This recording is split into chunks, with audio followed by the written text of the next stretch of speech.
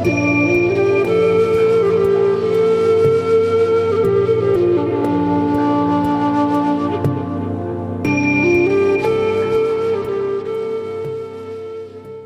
Anxiety Slayer podcast is sponsored by BetterHelp. Are stress and anxiety interfering with your happiness? Have you been considering seeing a therapist, but you're not sure where to start? BetterHelp will assess your counseling needs and match you with your own licensed professional therapist so you can start getting the support you need online in under 24 hours. Special offer for Anxiety Slayer listeners. Get 10% off your first month at betterhelp.com/slayer. That's betterhelp.com/slayer. Welcome back to the Anxiety Slayer podcast. I'm Shan Vanderleek, here with my wonderful friend and co-host Ananga Sivyer. We come together weekly to share a powerful collection of supportive techniques for anxiety relief. Hey Ananga, welcome back to another week. Hey Shan. Always good to spend time with you, and I'm really grateful that we're talking about intrusive thoughts today. One of the questions that we're asked the most is how to work with unwanted thoughts, especially thoughts about health anxiety. But before we dive into the conversation, we want to share a special spring offering on 2 of our most popular courses for working with intrusive thoughts.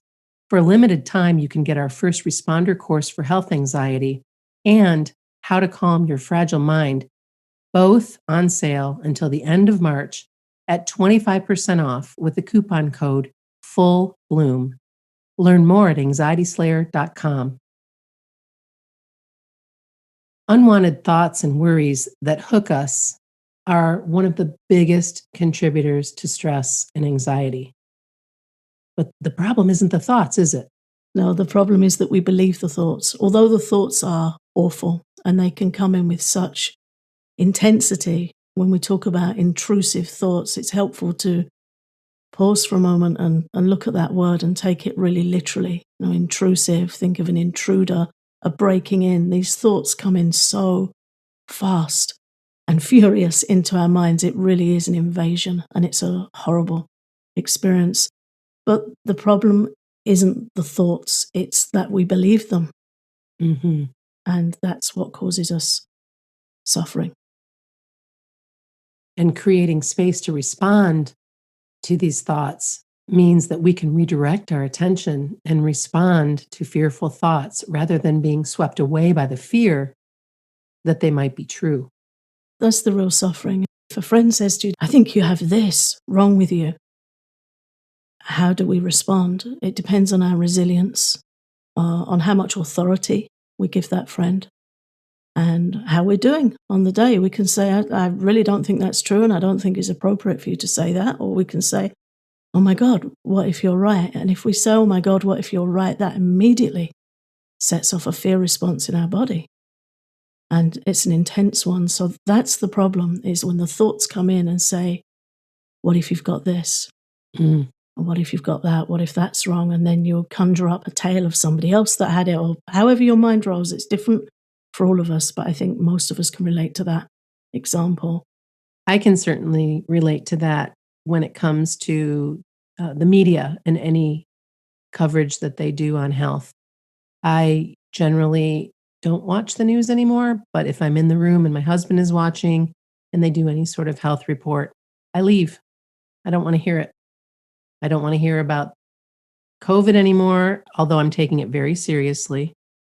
I don't want to hear about some special flu or something that's going to happen from a mosquito or a bird or any of it. I don't want to hear it because I'll turn it into something else and really chew on it when I don't want to. And even though I know better, I'll still do that because the media has this weight of authority. So why am I going to let that in? It's a good point. It is that weight of authority. And then when we credit a restless and turbulent mind with the potential for truth and authority, when really what it is anxious propaganda. If you read the history of warfare, there's a lot more that happens behind guns and fighting. There's leaflet dropping is a big part. Propaganda is a big part. Sure. The turning of minds. So anxiety and health anxiety, it's propaganda. It's turning our mind. Our mind is turning against us. And if we give it authority, we're going to suffer horribly. But if we can rise with our intelligence back at it and say, oh, that really got in, how can I respond to protect myself? Then we have a completely different experience with it. Otherwise, it becomes a perpetual trigger, which is the next point to raise, is that an anxious mind is like a broken record, and it keeps presenting us with the things we dread over and over again. And each time we respond with fear, we're re-traumatized. It's a very difficult kind of anxiety. So to handle those intrusive thoughts, we need to do two things. One is to calm that pushing, intrusive energy of the mind that keeps replaying the thoughts and keeps presenting them for us in the first place, and train ourselves to be able to respond rather than reacting, which leads to escalating anxiety. And there are a variety of ways to do it, and that's what we'll be talking about. Let's begin by talking about how you can create space between stimulus and response. There's a really good quote by Viktor Frankl, who is the author of Man's Search for Meaning, that encapsulates this quite well. He says, between stimulus and response, there is a space. In that space is our power to choose our response. In our response lies our growth and our freedom. That's just incredibly powerful and encapsulates this entire episode in one quote. Yeah, it's a life-changing quote. And very often when we're suffering with intense anxiety, we have trouble accepting alternate authority because our mind has us in a headlock. It's got us. So Viktor Frankl, for me, is an incredible teacher, because for listeners who may not have come across him, I highly recommend looking him up. But he's a survivor of concentration camps in the Second World War, and a very amazing teacher on the nature of the mind. He developed a whole kind of therapy called logotherapy. And his teachings are about the importance of meaning, having meaning and purpose in our life, and how he observed that to be the driving force between survival and not in the most hellish situations. So my mind responds well to learning from people who've been through really harrowing, intense adversity. And I think, well, if it works for them, then that's a new form of authority for me to follow. Right. Viktor Frankl is definitely, for me, somebody to learn from. And what usually happens with unwanted thoughts is that we go straight from stimulus to fear. Do not pass go, do not collect $200, just, right. Yeah. Stimulus to fear. And there's no space and there's no response. And the thought pushes into our mind, and we become instantly fearful, and we react to that fear. Yeah. To feel less at the mercy of our thoughts, we really need to build the space and learn how to respond differently. And another thought leader and physician and author, Australian physician Claire Weekes, was a great teacher of how to do this with anxious thoughts. She recommended floating with anxious thoughts as a form of non-resistance, and describes how we usually try to control our fear while also subjecting ourselves to constant self-analysis. Man, I can relate to that. Isn't that an amazing statement? That's from one of her books. Yeah. That we're trying to fight it, we're trying to control it, and at the same time chewing ourselves over. What an awful situation to be in. But that's what we default to. That's what the unattended mind defaults to. So there's the stimulus, the unwanted thought, and then whack, we're straight in the fear. And then we're thinking, I should be coping better with this, and I know it doesn't make sense, but I'm terrified. And we've just got this conflict running in us. And we have to do some work to get that back in balance. The good news is the work is absolutely doable. But it needs support. This is a situation that needs support because it's life-altering and very difficult to live with. And anyone listening, and including you and I, Ananga, we desperately want intrusive thoughts to stop, especially ones that threaten our well-being, like health anxiety.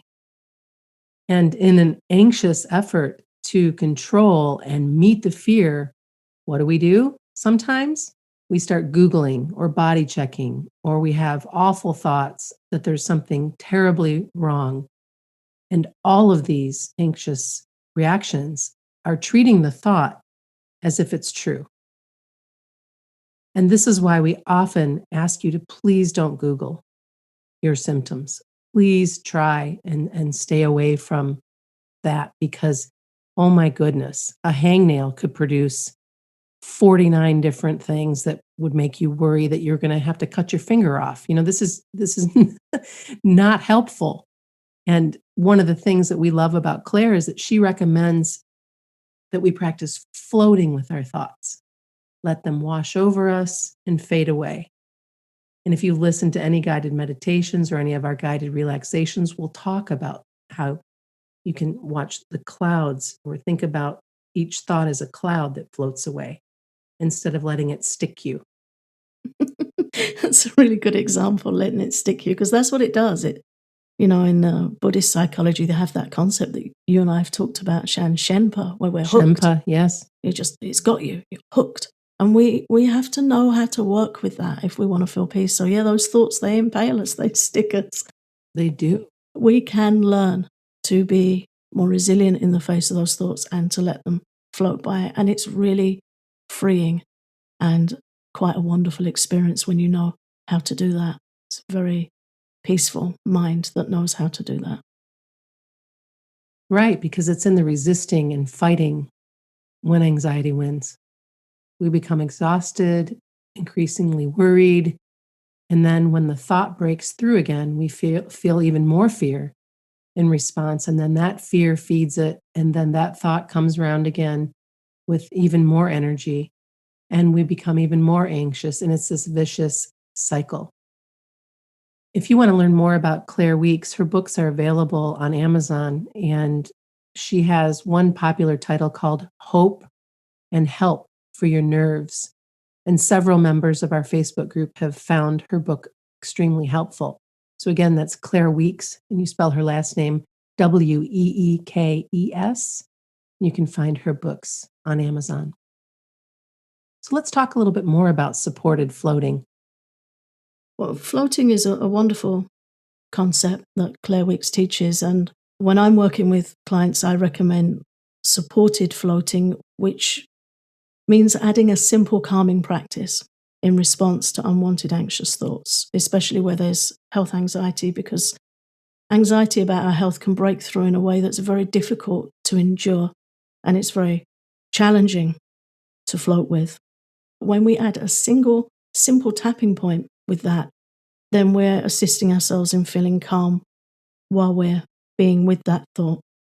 So the point I recommend for that is the collarbone point in the EFT tapping sequence, which you can find on our website, anxietyslayer.com/EFT. You can find a diagram of the points there. The collarbone point is on the kidney meridian in Chinese medicine. It's called K27, and it's a point that's known to directly calm fear. If there's an area in our body that we're worried about, what tends to happen is we go to feel that area, we'll go to check it. The hands just go there. Oh my God, what if there's something wrong here? It's a really helpful practice to redirect your hands somewhere that's going to help you feel calm. So anytime you have that anxiety with health where you want to check something, it's a great practice to just bunch your fingertips together and just start tapping both hands, both sides on that collarbone point and taking steady breaths. If you're really anxious, I recommend walking, pacing while you do it. Sometimes we have that anxiety that will just hurl us out of bed or out the bathroom or out of our chair, wherever we are, that real intense health anxiety. So to not fight the thoughts, not Google the thoughts, not go into what if, all the things that could go wrong, to just take a breath and then take a long breath out and start tapping on those collarbone points. Pace if you need to, get up and move if you need to, so that you're not nailed and held by the anxiety. And just pace and tap and breathe while tapping those points for 2 or 3 minutes, and you'll feel the anxiety start to come down. So that gives us that space. And that's a way of responding instead of reacting. And the more we practice it, the more we'll trust it, because you'll feel it will help you feel more calm. So then you go and do it again and again. And if you forget sometimes, that's okay.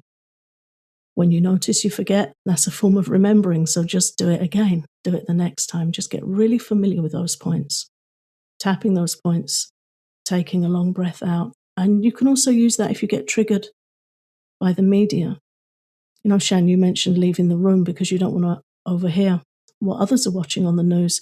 That's the time I've been most affected by the news sometimes in my life, is when I'm trying to keep away from it and I'll overhear somebody else watching it. My father-in-law always had the news on. And sometimes I'd hear something and think, oh, I wish I hadn't heard that. Mm-hmm. If we get triggered as we walk away, we tap these points, collarbone points, tap and breathe, and it just takes the anxiety down immediately. I recently invested in a pair of noise canceling headphones, a really good pair, over the ear pair, not the in the ear pair. And so it's allowed me not to ask my husband to change his habits and continue to do whatever it is I want to do without being subjected to it. I pretty much don't want to hear the news at all. And if anything important is coming up, I'm going to learn about it. I don't have to take that in each day. So I really do practice what I preach with that. And these noise canceling headphones help me do that, because then I can be, it might be in the kitchen or in the laundry or somewhere nearby, and I don't have to hear anything. I don't even have to hear my mouthy Himalayan cat meowing at me if I don't, if I've had too much of that. I put them on, listen to a class or guided meditation or music or whatever it is that I want to. And then it's just another example of how we can make choices to care for ourselves when we're in environments where other people are doing things that we don't want to participate in or overhear. Absolutely. And the anxious mind, when it's provoked, will really expect things to be adjusted to Mm-hmm. our comfort. That's an area where we really can take control. The more we can exercise that power of choice and making sure that our ears are protected from things that disturb us, and bringing interest into our ears, bringing uplifting music in, or educational material, or an audiobook, whatever it is we choose to have, it's a really effective way to protect the mind and keep the mind engaged. The more we can engage the mind in good things to listen to, uplifting things to listen to, the more it will leave us alone, because it will have other things to think about. So it's occupational therapy, and it's very effective. It really is. And another approach is to reduce the pushing energy in the mind that's provoking the thoughts. And after the break, we'll discuss this a bit more and talk about how to calm your restless and fragile mind. Today's Anxiety Slayer podcast is sponsored by BetterHelp. Are stress and anxiety interfering with your happiness and preventing you from living your best life? There have been a few times in my life where I've needed some extra support and wish I'd had an option for online support.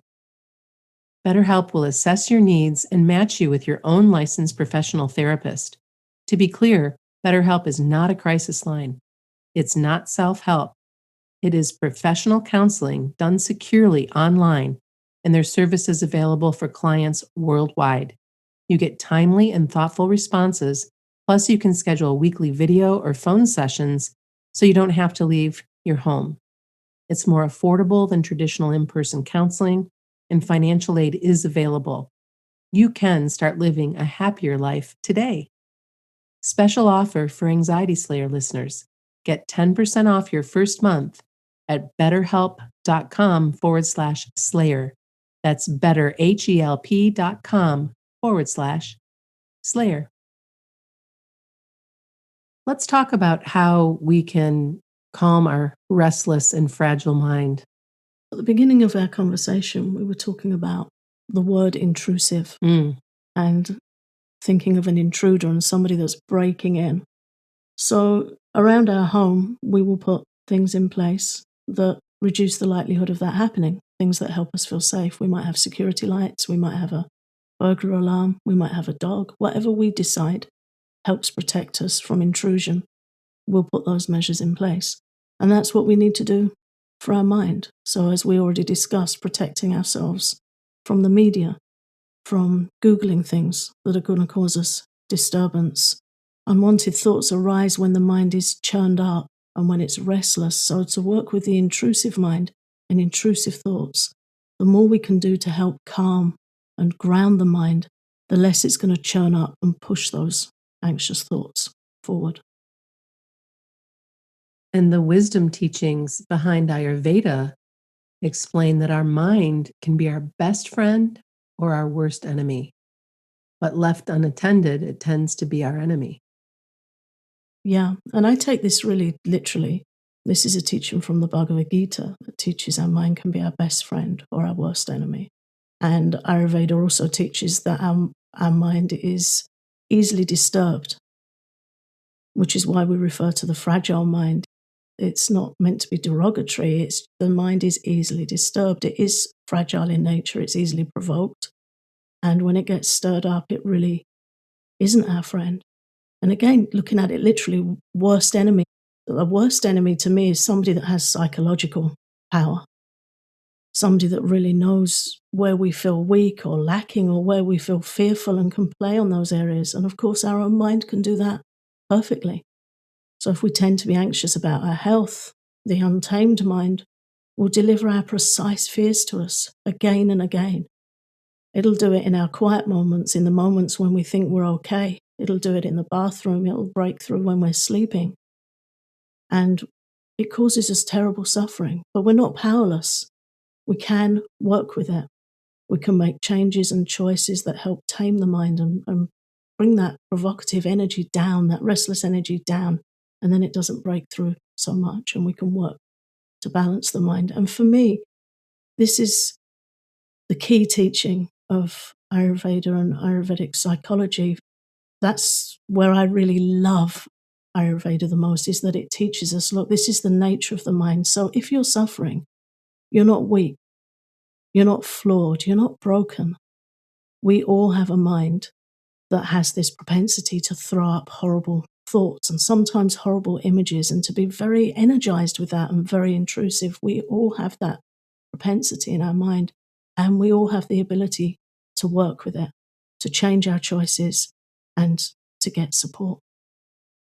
The first step is to start actively reducing anything that gives power to an anxious mind. Just like we were speaking about a few minutes ago, the media, social media, anything that's coming through that way, caffeine, disturbing dramas, movies, anything that's dark, anything that makes you feel low, anything that scares you, anything that delivers that propaganda, those flyers coming down. That was such a great way to visualize how this sometimes happens. Start reducing that stuff. I promise you it'll make a difference. And then after that, the next step is to practice a calming activity every single day. Just pick something that appeals to you and do it every day for 10 or 20 minutes. What are some examples that you like to use, Ananga? Guided tapping practice, tapping along with somebody that can support you and show you how to make tapping work, how to get good results from tapping, which you can find on our website or our Patreon page. We have many sessions. Tapping's so powerful. When we're anxious, we don't want to learn something new, or we worry we're not doing it right, or we don't trust it yet. So get a session, download it and tap along and just try it. See if it works for you. Like trying a new food, just try it out and let it do its thing for you. And mindful walking is so powerful. Counting your steps as you walk, engaging your senses. What can you see? What can you hear? I'm reading an amazing book at the moment called Bird Therapy, about a young man who was suffering intensely with his mind and found healing in watching birds, walking through marshes with his granddad and getting really involved in what he could see and hear. It's a wonderful book. I recommend it. So those things, grounding, mindful, peaceful.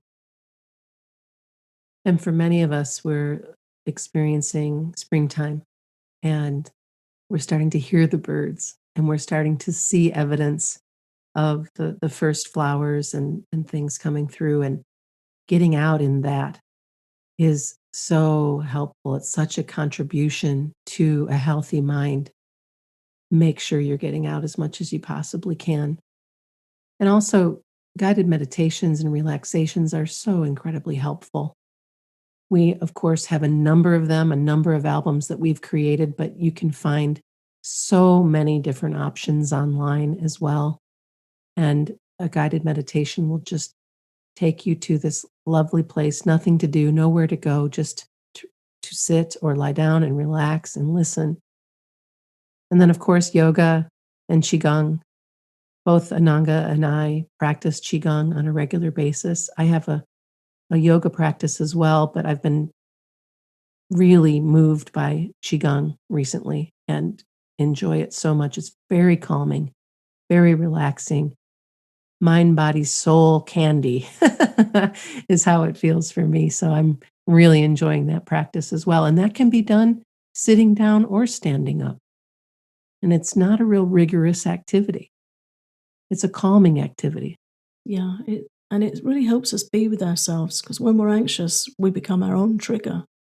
And when we have health anxiety, then we can very quickly develop self aversion where we might find areas of our body to be real potentially hazardous. And that's a strange place to live. So, Qigong can help us make peace with our body and bring more flow and release into the body while simultaneously calming anxiety. So, you could look up an anxiety calming Qigong practice. There's a few on YouTube which are really good. And if you can find one that incorporates some tapping or patting on the body, then that's working in exactly the same way as EFT tapping, releasing stagnation from the meridians in the body. And when we do that, we release fear also. So you can find something to do that's really working with that energy of fear and bring that down. And the more we do that, the less the fear will break through. And then we will also know how to respond to it. We'll have that space that we spoke about earlier. And then we can learn how to respond rather than react. So I really encourage you to try the collarbone tapping, try some Qigong, try something that brings you peace. If those don't appeal to you, find something else and then come on the private Facebook group and share. Hey, I'm trying this and this is helping me. Then you'll be helping others. And helping others is the best remedy for anxiety because it takes us out of that pretzel, painful thinking. And no matter what you're thinking right now, you can slay your intrusive thoughts. Just try any of these practices that we recommended today. Just get started. And thank you so much for listening to Anxiety Slayer. We're grateful that you come back week after week. And please remember, we do have an Anxiety Slayer spring self-care sale going on now. We want to help you spring into full bloom by offering 25% off our most popular online courses. Simply use the coupon code FULLBLOOM when you check out. Learn more at anxietyslayer.com.